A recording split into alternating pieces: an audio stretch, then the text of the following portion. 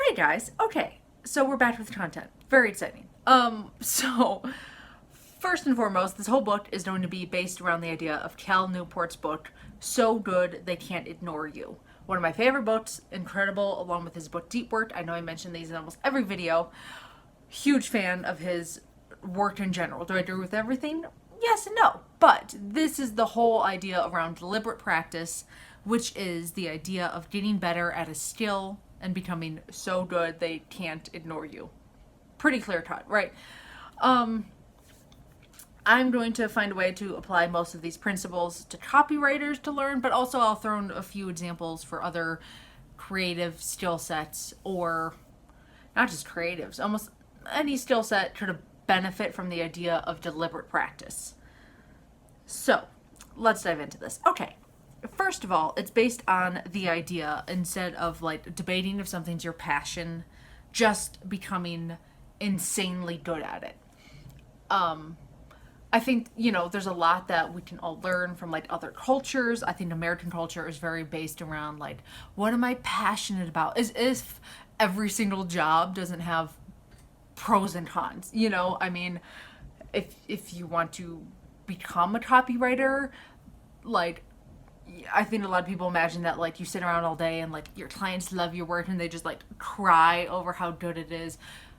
No, truthfully, even if you are really good, you're gonna have clients who think that you're stupid and a moron. Like, it's just gonna come, every job has pros and cons. There's no job in the world where you just spend every day in just like pure bliss and joy all the time. So a lot of his idea, and this book breaks down the idea of like, stop thinking about like, what are you passionate about, and just pick a skill and get insanely good at it. Because on the back end of that, getting insanely good at a skill teaches you, discipline and deep work and focus and all of the things that come with just deciding to become insanely good at something. I think a lot of it's based on the idea like, I wouldn't recommend going to law school for the price alone, but that kind of discipline that comes with becoming a lawyer and like studying and working really hard and passing the bar is a skill, which is why you see people who are lawyers and doctors and stuff, like if they switch careers, become insanely good at this other thing. Because it's more about the skills or like the habits than the specific skill set. But also it doesn't hurt to pick things that like obviously, you would like to do, because then it pays off down the line. But the main point is, don't overthink your passion, because sometimes the anti-passion argument is that you find passion when you're really, really good at something. Like if you became a really good copywriter, even if you don't love it that much, just the fact that you're so good at it can make you enjoy your career a little bit. Okay, so there's philosophy number one. I'm going to go through a lot of his philosophies and ideas, and then we're going to dive into the actual rules and the implementation. Cool. So there's the passion idea. And he says, be ready to object a lot of new shiny ideas on your path to becoming great, because, as you start to master a skill and work towards it, there's going to be a lot of other ideas, especially, I think in today's world with social media and apps and things like YouTube and stuff, like you'll see somebody else who's doing this fun creative career and you're like, oh, maybe I should do that. And the cost of switching every few months of like, this is my passion, this is my passion, this is my, like, you become good at nothing. And no one's going to pay you to be good at nothing. Sadly, I wish I would be making millions of dollars on my bad Animal Crossing island if it was just a matter of time. Okay. So every career has good and bad. Pick a skill. Now, his other idea is that there is a plateau where all professionals hit, where they're good enough. And that is where most people coast and they just hang out for most of their career, which, if you want to do that, is fine. Like, there's so many people who can coast on just being good enough and have a good life based on that. You know, they don't want to be the best at their skill set. They just want to like have a good enough career and like do other things with their time. Like a lot of people just work to support their life and their hobbies and passions and kids and dream, like other side hustles and goals, which is fine. Like,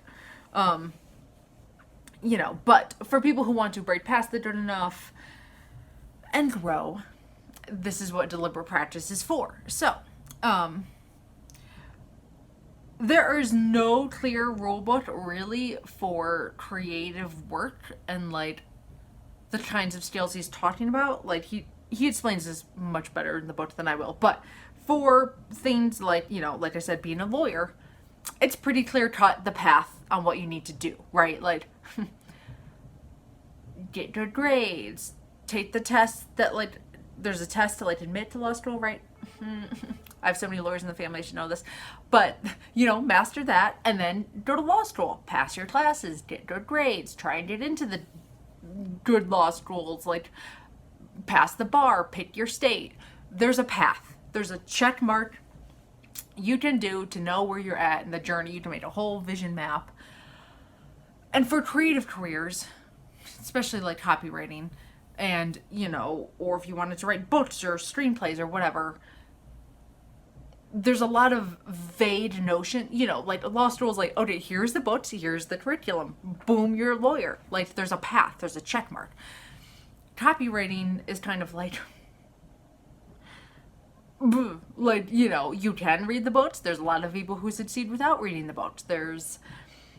You can work for an agency, you cannot work for an agency. You can do web copy, you can do print copy. Like there's a lot of kind of vague notions, which makes it hard to deliberately practice, which is what he talks about, which is also good. Here's the other side to that, right? It's really good because if you set some parameters and goals and deliberate practice for yourself, you can usually blaze forward and past your peers because you're kind of making your own curriculum is really what you're doing, you know? So you're able to become better faster because you're making these like rules and this like these benchmarks and they're not.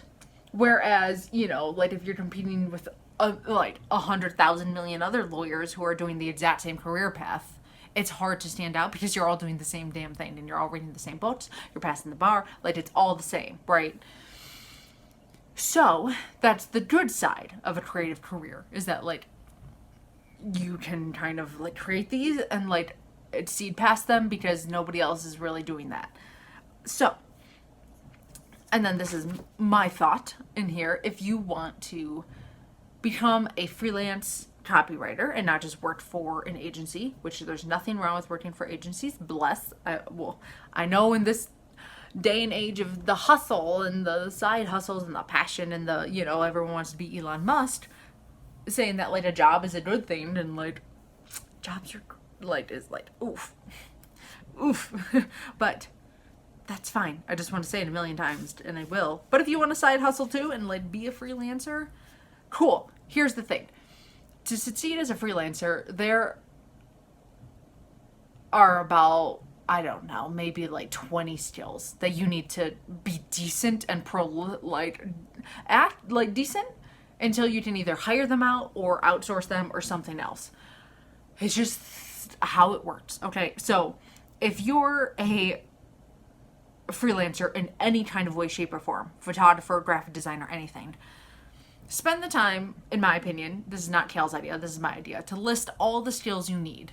You know, okay, if you wanted to be a freelance copywriter, you need to be good at sales, you need to be good at calls, you need to be good at pitching, you need to be good at networking, you need to be good at actually copywriting itself. Like, there's the basics of like what you need to know and master.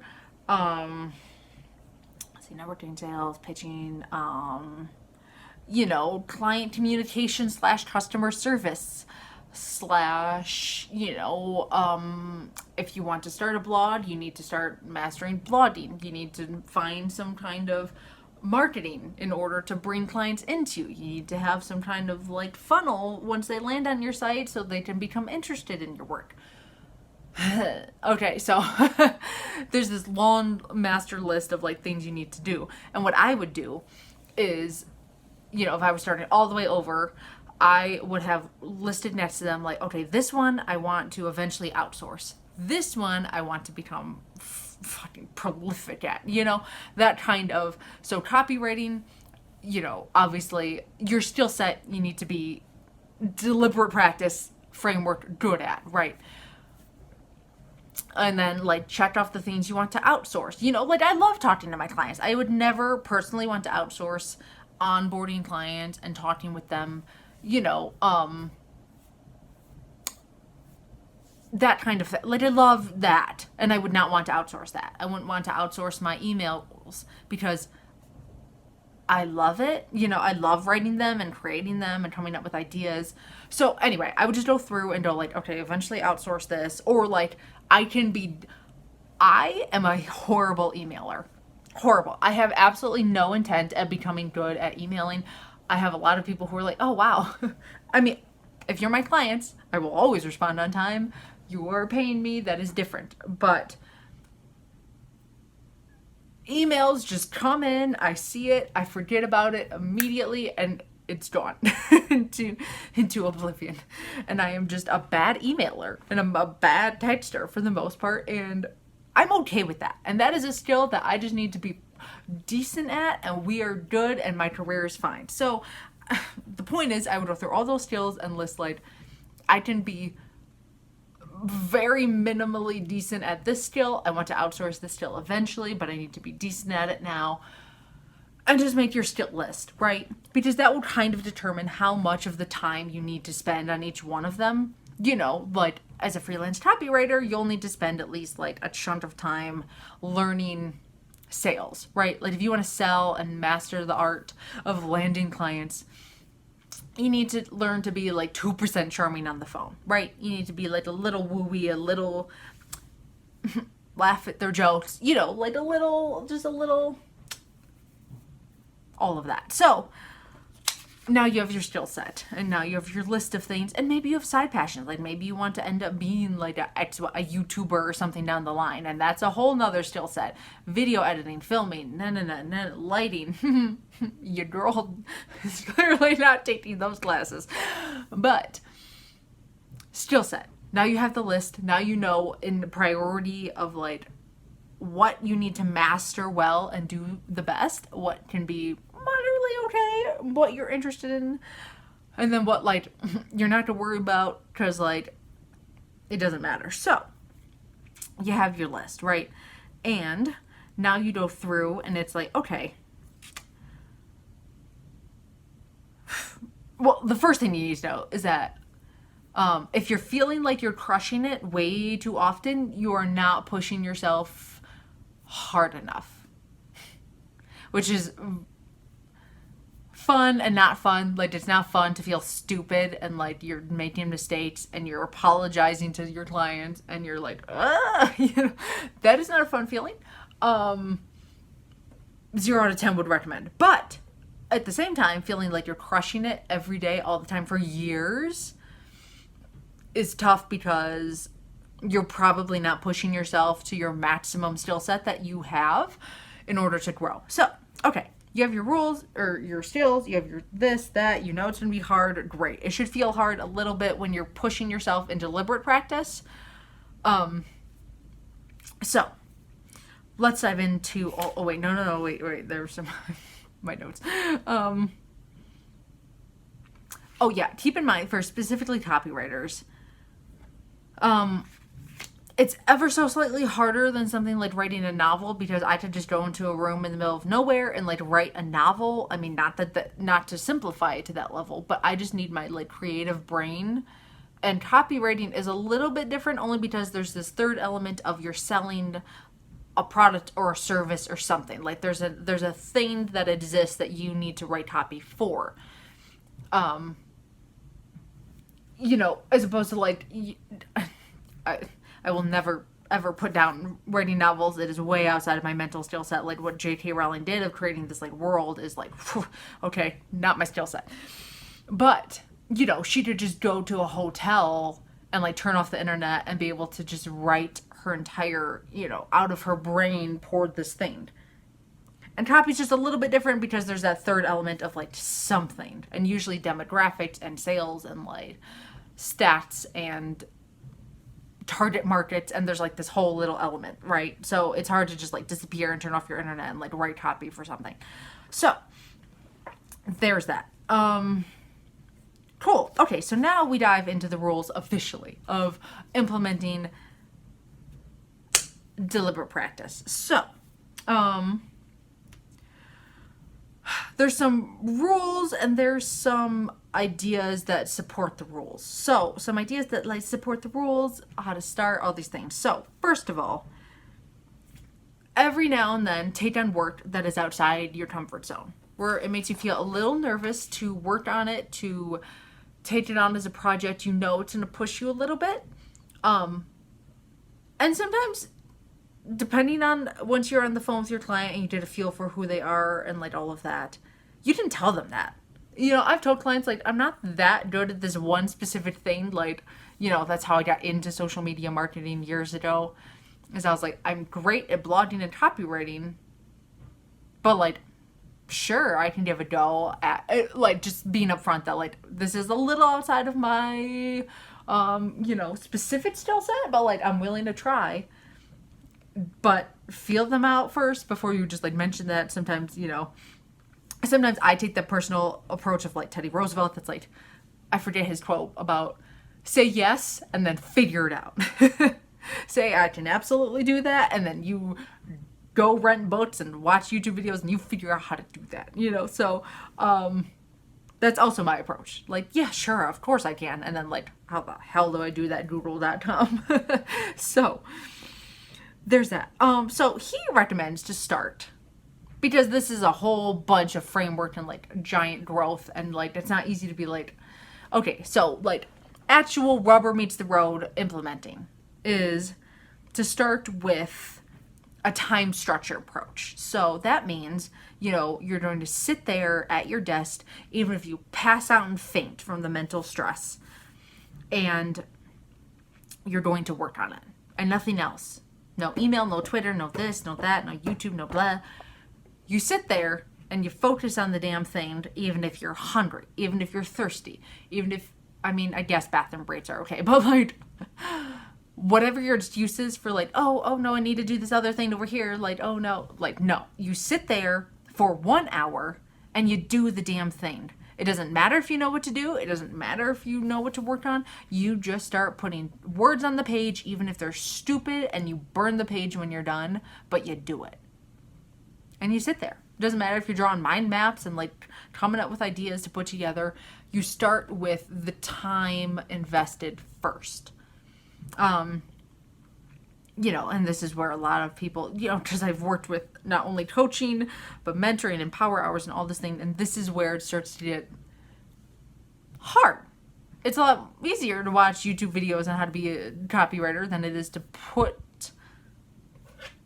pen to paper. I wouldn't recommend writing with highlighter. It's going to be hard to read. But, pen to paper is the hardest thing. But that's same with, if you wanted to be a photographer, like, okay, now it's time to spend an hour working on, I don't know, if you were like a landscape photographer, like, okay, go out into the woods for an hour and work on that. Work on the angles, work on the this, work on the that. You want to be a screenplay writer? You sit there for an hour, you put together that first scene. This is where it's hard. But this is where it really starts to happen. And he says, work on that for a while. Do that for a while until you get into some kind of groove. This is the hardest part. This is where most people quit. And I can tell you and confirm, absolutely, as someone who has been a coach and all of these things, even in personal training, all of that, this is where 90% of people probably drop off, as I would say. Like, actually putting in the hour a day of time and focus is where, and if you can push through this, you can push through that awkward, crappy time when you're just sitting there and like you forget what words are and you're like, I don't know what they are. I forget how to speak English. I don't remember. I feel this intimately. This is why I can speak to it. And you know, you feel there, and you just want to slam your head through the glass because you're like, just me? Okay. And this is where most people drop off. So you can get through this, and you just go by a whiteboard, and you just sit there, and you just go, great, first hour, tally, done. You know, I know there's like this Jerry Seinfeld famous thing of like, don't break the chain. You did a giant 30-day planner. You go through every day. You do it. You put an X through it. If you got through a whole month of doing that, and not even the weekends, just like most weekdays, whoo, you are already ahead of like most people out there. I can't speak for every creative career because I'm not in, you know, but I have talked to enough people and been through it enough and been in this industry long enough that if you didn't get through that initial time, you are going to be okay. And I know that's hard to believe, but everyone I've worked with, there's like this woo-woo magic, okay? And I'm not very woo-woo-y, you know, but like there's this magic that comes when you put in the work and you focus really hard and you put in the time, not reading. No, this is not the time where you sit there and you read a book on copywriting. This is not the time where you sit there and you read a book on photography. This is the time, pen to paper, you are writing copy and putting in that effort. Cool. So he says, you know, to start with the time stretcher, make a little like thing. I mean, I know he recommends in deep work, like just getting a Post-it note and just being like, check. And like, that is your Bible for your deep work tallies. So there's that. Okay. And then once you feel like you've really got that under the belt and like you don't miss days, you do it, you put in the work, then you go into this kind of like information structure. And this is where you start to, now you're tying in elements of what you're learning and you're growing in that way. So he recommends that a few things. One, he calls it like the research Bible routine, which is where everything you're learning, you're going to summarize it and capture it, and then you're going to compare it, don't mind my dryer, and then you're going to compare it to other things that you're learning. So, you know, maybe you're learning like all these old sales techniques and like marketing, and you're tying it into what you're learning about landing pages. And it's just this like, and you know, he says that you can get a fancy notebook because it makes it feel more official. That doesn't work for me personally. I am much more of a trash panda. Like, I get crappy notebooks in order to like brain dump things. For me, the fancy ones feel like, oh, this idea is too stupid to put in this beautiful notebook. So do what works for you. I mean, I do have beautiful notebooks, and I'm working on being able to use, you know, as a writer, that's the 99% of like gifts I get is like someone's like, yeah, notebook, and I'm like, I love it. I'm never upset about getting a notebook. I can't even like pretend like, oh man. So anyway, but like he says to buy a fancy notebook because it makes your ideas feel like you're taking this seriously and you're treating this officially, and this is your like, oh, your research notebook, and this is all of your great ideas in this beautiful notebook. So do what works for you. I'm a trash panda notebook person. He recommends fancy ones. Try what works. So, and then the other thing was, you know, of course, the deliberate practice tally. Keep a visual scoreboard, you know, buy a whiteboard. I'm a big whiteboard fan. And just mark your tallies. And, you know, you'll start to see them add up. And the first, like, 1 to 10 don't feel that great. This is just little tiny check marks on your board. Once you get to, like, 20 and you see this whole chunk of things that you can point at and be like, hey, look at all this work I'm putting in. That's really cool. It really builds on itself. There's something to habit stacking. You know, go buy, like, Atomic Habits or one of those good books if you want to, like, mentally get around habit stacking. But anyway, so those are the things. And then once you've got all that down, now you're in the real nitty gritty of you're now doing true deliberate practice. Okay, you've got your ideas. You let them percolate in your brain a little bit. You've got your practice down. You're doing it every day. You're checking it off. Good. So now there is the top level and the bottom level, middle level, we're going to go into. Okay, so top level is, and you do these next levels after you've got, like I said, those two things down. The research time, you're spending the time to look at new ideas, and you're doing the practice. So at the top level, now you're not to do this before you build the habit, because sometimes you don't know. You got to put in the time, and then this becomes clear. A lot of people want to start with the top level, which is the idea of the work you want to be doing. And a lot of people start there, even though they've done no idea. It's like saying, like, oh, I want to be a professional bodybuilder, and you've never lifted a weight. Like, and then you may work out, and then you may be like, this sucks. I want to only swim. Like, I only want to play football. It's hard to be able to declare what your, like, big vision end goal is until you've been doing it for a minute. So I agree with him that, like, you need to create, once the habit's done, then you go in and go, okay, like, what do I want? Do I want to work for an agency? Do I want to, a ton of people who start out as copywriters end up as bloggers, or they end up as, like, SEO experts, or they dive into these other professions. So top level, anyway, idea of what you want to be doing and working toward. So then the bottom level, in a very tactical way, is once a week you expose yourself to something new in your field, and you can add it to your pretty notebook, and then you think deeply about it. He recommends you go on, like, long walks, and you think nothing of but, like, this single idea and this single thing you're learning, and really just spend the time to, obviously now his new, his next book, Deep Work, which is where now the deep work and the deep pushing your brains to its limit begins. So top level, where you're going. Bottom level, the learning, the thinking, the mulling over, the notebook, the prettiness. And then the middle is the small project. And those are the things that are under a month. They pull from the bottom list of interesting ideas, and you use deadlines, and you also track your hours spent in order to figure it out. Some kind of deliverable at the end of that project, and ideally almost every time it is in the hands of someone, somewhere, something that can give you feedback. Like, he has a great example in there, and I would highly recommend reading the book of, like, a person.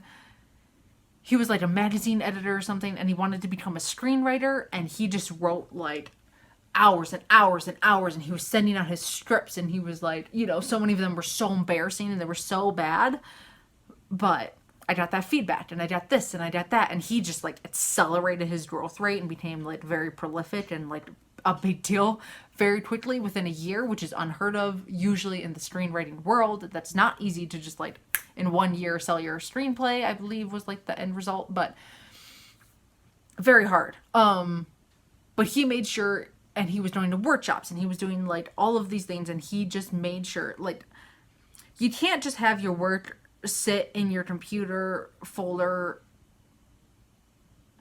once you get past the beginner level, because now you need the feedback, and you need the, whether it is clients or whether it is, like, you're selling your own products or your own services, like, it needs to see the world so you can know what level it's at. Cool. Okay, and then from there, like I said, deadlines, so you have a goal to get it out in the world, which is why, I've done a lot of beta launches in my career as a business owner, because I'm like, okay, this project just needs to see the daylight. However it is, it's not done yet, and that's fine, but it just needs to be out in the world so I can figure out what the hell to do with it next. So that's how I do it. That's how you to do it, whatever you would like to do. And then the last end, and this is going to be a long video, of course it is, but the last part is really to focus on the work in front of you versus some fantasy life that you want to live and, like, work for. For copywriters, this means instead of sitting around dreaming of the day where you're making 6 figures and, like, Nike is banging on your door to hire you and work on their next campaign and their launch and, like, all of this big fantasy life that keeps you from doing the deliberate work of sitting at your desk and putting in the hour, you know, like, or if you want to be a screenplay writer, like, I'm writing my 3rd edition of the Alien screenplay, and like, Meryl Streep calls me every Tuesday, you know, like this dream world. Or like, how many people are like, oh, when I'm a billionaire, and I'm like, okay, but like, you gotta like, you know, do that first step. So, but same, right? Like, we all do this. We all dream of the big fantasy life where like X, Y, and Z. And they're important because it gets you up in the morning, it gets you going. Like, few people are very motivated by the checklist in front of them, right? But, and it's a killer question, it's also in like a million other books I read, like, what is in front of you to do with excellence? This is where you really, really, really start to build the steps towards that dream life, because that is all of everything is possible, but it's like, what is in front of you to master? What can you do today to get you closer to that? And I think, you know, if one killer sign where I know most people are not going to succeed as copywriters is when they ask me how fast they can make 6 figures. As soon as I hear that question, I'm like, it's impossible to answer, because it just is impossible to answer, because I need way more context. And number 2, it's like, okay, that's the fantasy life. And it's like, okay, well, how many projects are in front of you? What clients do you have that you can wow the shit out of them right now? What's in front of you? How hard are you working on your deliberate practice? That work that no one's going to see. Are you sitting there at your desk putting in the hours? And there's so many tools, and like, you could use ClickUp or Amazing Marvin, my personal favorite, of like time tracking software to know if you're putting in the work or not. If you haven't put in like 100 hours of sitting down and writing copy and like sitting there and just like making your brains melt, do never ask me about how fast you can make 6 figures, because like, if you've done that, now let's have that conversation, right? Because now it's like, okay, well, let's strategize. Let's put together a plan. Now you've got these skills. Now it's just a matter of like feeding clients in your funnels and wowing them and like all of that, all of the other videos I've made. But what is in front of you right now, today, after this video, that you can do with excellence? And that is for every single goal that you have, whether it's like, you know, you want a 6-pack abs, you want a wife, you want, you know, an Aston Martin. Like, what is in front of you to get you closer to that right now, today? Turn off this video, go do it. Cool. Okay. Well, now that's a long video, so I'm going to wrap that up here. I will put timestamps down below. I'm sure you've already seen that if you're on this video, of everything that, so you can go back and like implement. So that is it. Those are all of his rules. That is his book. Everything of that book condensed down into, you know, as short as I could make it, but still read the book. It's very good. It's not even that thick, honestly, in the grand scheme of like, I read a Ted Bundy book that was like 800 pages just the last few months ago. That is it. Thank you guys for watching. I wish you guys all the success in your deliberate practice, because it is so worth it. Okay, bye guys.